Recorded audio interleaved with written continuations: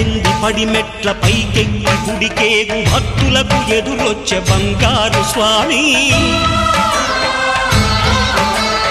ఇరుముడులు స్పృశించి శుభమనుచు దీవించి జన బృందముల చేరే జగమేలు స్వామి తన భక్తులొనరిల్చు తప్పులకు తడబడి ఒక పక్క ఒరిగెన ఓంకారమూర్తి